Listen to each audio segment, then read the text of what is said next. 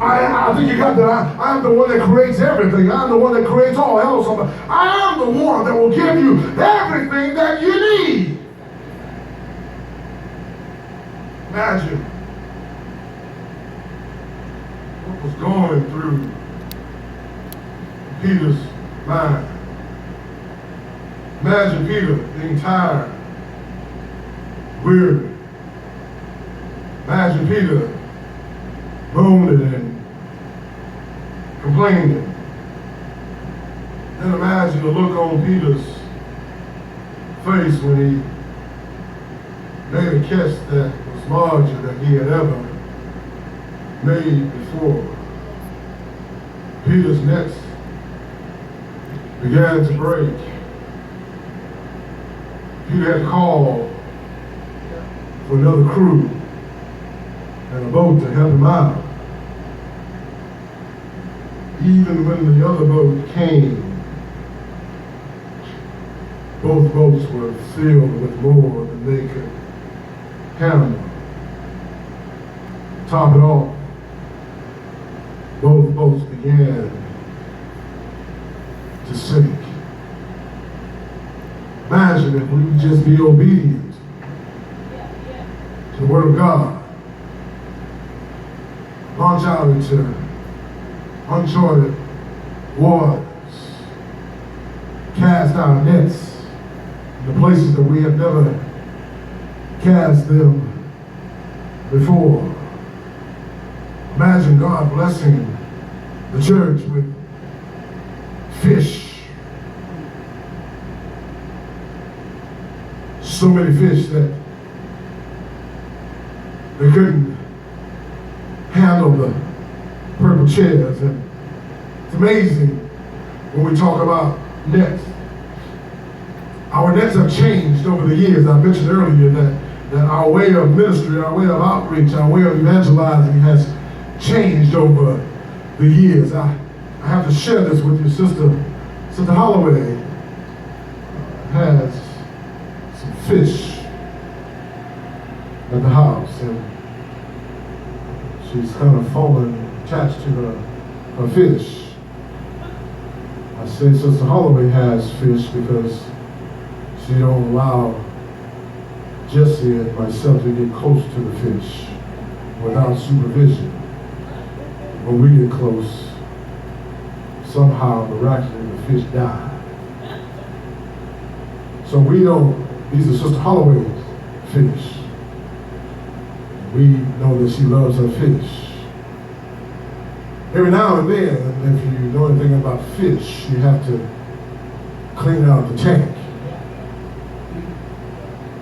So when you clean out the tank, you have to remove the fish. Well, as I observed Sister Holloway as she begins to remove the fish, she has to place a net in the fish tank. Every time that she places the net in the fish tank, the fish scatter. Y'all gotta stay with me here.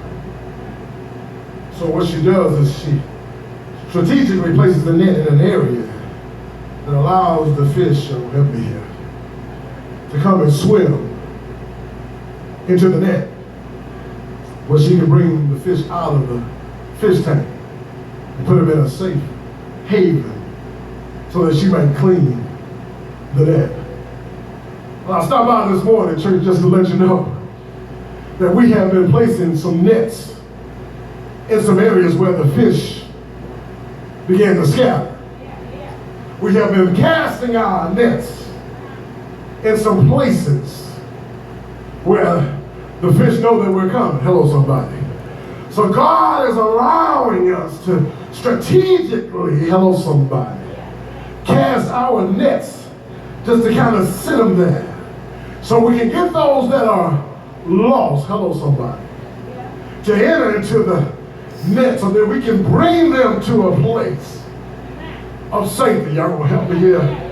I had to be reminded as I watched Sister Holloway with that net, and the net, you know, and the fish net, it ain't that big, and she has to place it in an area somewhere around the corners, some surroundings where the fish are used to. See, every time she would wave the net to try to catch the fish would y'all gonna help me here.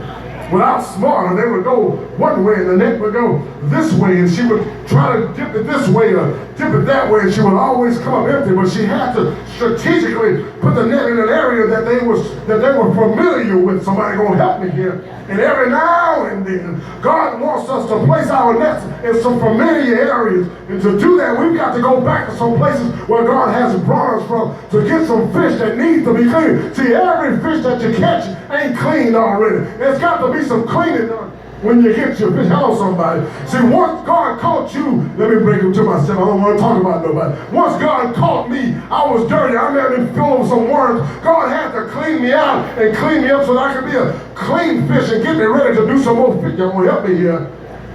Peter, remember, he acknowledged what had just happened. And in the midst of his acknowledgement, he realized that he had to do some confessing.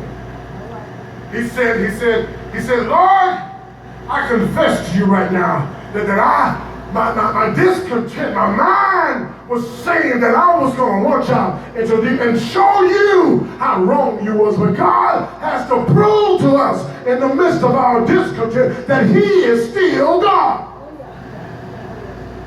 Peter confessed his sins of disobedience and unbelief. He confessed his sins that Jesus was Lord. He confessed his sins of that he had the fear and the reverence of the Lord. That God had all power in his hand. That God was able to make a way out of no way.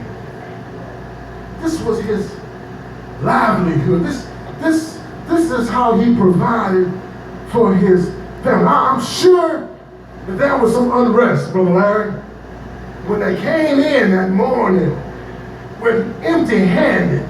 They had no way to make some money. That they showed up and the nets were empty. The text says they brought nothing back. And now you want to tell me, after I have fished all day, that you want me to go back and fish some more when I'm tired, when I'm trying to get some rest, because I know tomorrow night or tonight I've got to go back and fish again. But nevertheless, at that word, he brought him to a state